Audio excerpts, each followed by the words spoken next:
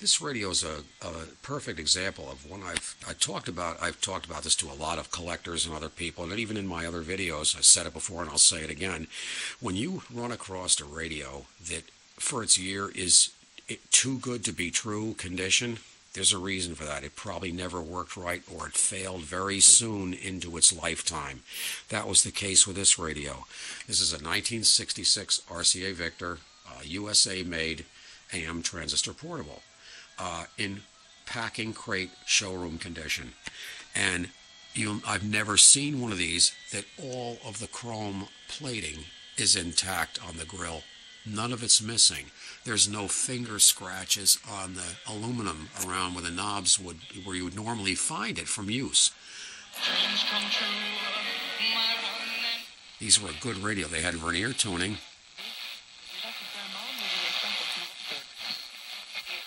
A bad credit score. You simply know you have sensitive.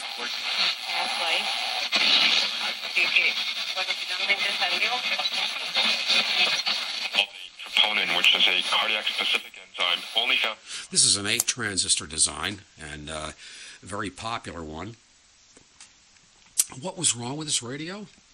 The antenna from the factory was parted. The wire was parted up here. And fortunately, I had an antenna from a smashed one of these instead of repairing this one, because once these little clips let go, there would hold this to the board, and this is a very heavy part, this ferrite bar. It's a big ferrite bar. I mean, look at the size of it.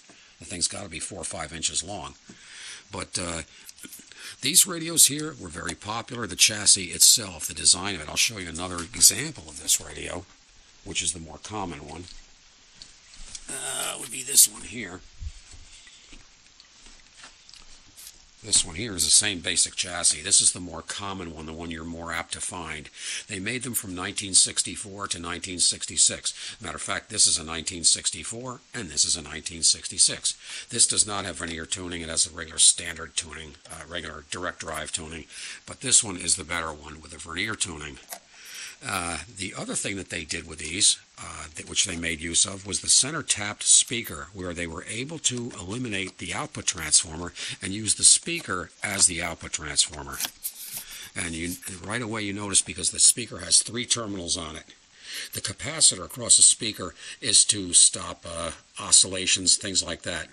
It also kind of clips the high frequency a little bit, but it's needed to be there. But this is RCA's famous solid copper circuitry that won't short circuit, won't come loose, won't go haywire. Well, we all know that that's not quite true, but it was nice advertising. But very well-made set, and all-American, and this one's in the leather case, which is usually, by this time, these snaps are broken off. The back is torn up where it opens and closes from replacing the batteries. There is no acid damage on this. No stitching is loose. It's just an amazing, amazing condition. Packing crate condition.